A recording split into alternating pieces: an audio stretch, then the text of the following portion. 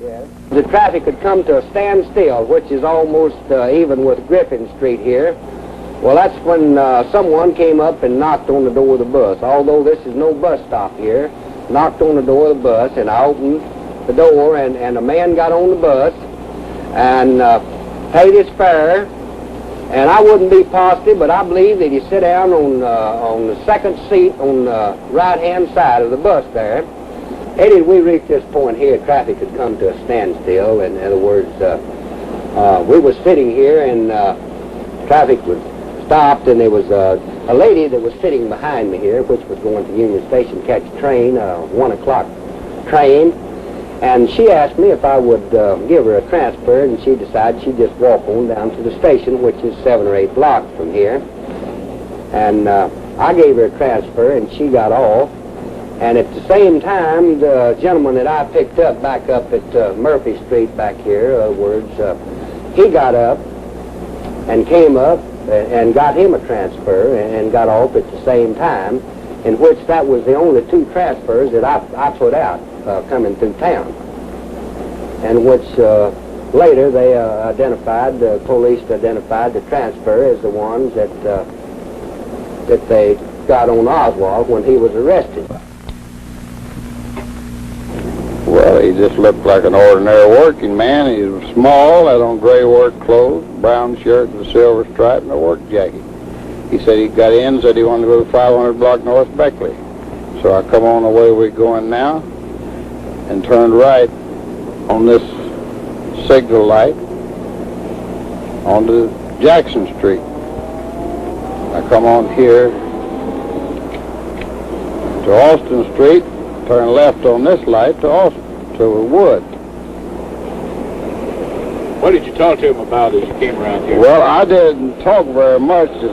I didn't know the president was shot at that time, and the police cars and sirens was running all around this end of town, making a lot of noise. So all I said to him was, I wonder what the hell all the commotion is in this end of town. He didn't answer me. So I didn't say any more to him. I figured he was one of these people that didn't want to talk. He had something else on his mind. What time did you log the fact that this man got in your cab? I believe it was somewhere between 12:15 and 12:45. I never log exactly on a minute. It's always approximate time. Well, now, you say that when he got in back there at the bus station and you started across here, about how long did it take you to make this run? Well, approximately somewhere between 6.5 and 8 minutes.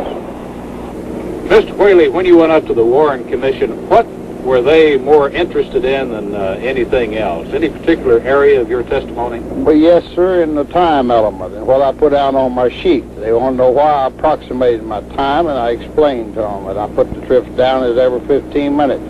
That's 4 an hour, which is usually the run of it. You can't put them down exactly to the minute, because you'd have to stop on in traffic or be writing while you're moving, and that's dangerous. So I just approximate mine. It runs on the 15 minutes.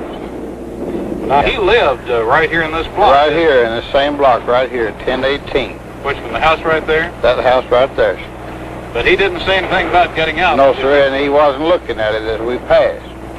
And about along right in here, he asked me, he said, he didn't ask me, he just said, this'll do fine right here. But the cars were parked like this, and I waited till I passed the last car and pulled over to the curb, which was the intersection of Neely and North Beckley. And did you tell him how much the fare was, or what? No, sir, I didn't. He just looked at the meter, and it's 95 cents. He handed me $1, opened the door and got out, walked around in front of the cab and across the street, and that's the last I saw him. I went on about my business.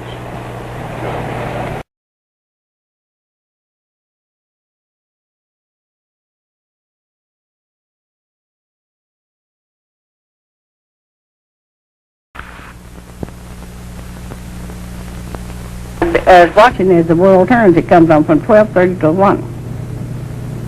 And they'd been on a few minutes, and they says a special bulletin. Here is a bulletin from CBS News.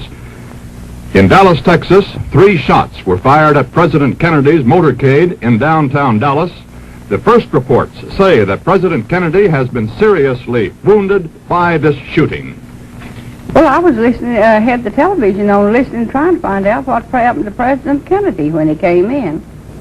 It must have been after 1 o'clock, because he come in and, you know how television will blink on that way.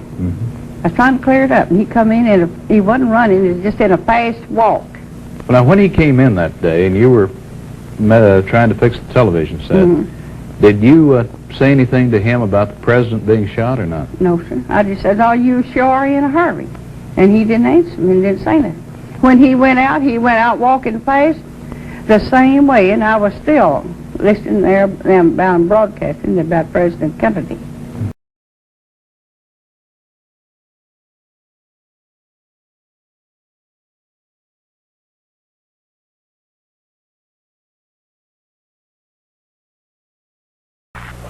Johnny, when was the first time you saw Lee Harvey Oswald? Saw him that Friday afternoon of November 22nd. He walked into the lobby of my store. How far in did he walk out there, John? Where, Just for example? a few feet. He was standing right where those tennis shoes are right there, just about 5 feet from the door there. What made you suspicious of this man who walked into the lobby? Well, right after President had been shot, they broadcast a description on the radio of this man. It was 5'8", 5'9", 150 pounds, and this Oswald matched the description. And just a few minutes before he walked into the lobby, on the radio they had a bulletin that an officer had been shot here in Oak Cliff, and he walked in, he matched the description.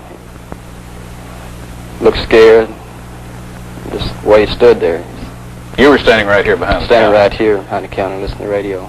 And where did he walk to? How far into the lobby did he come? He walked right into the right-hand side of the lobby there, just a few feet from the door, and stood there looking in at the shoes there.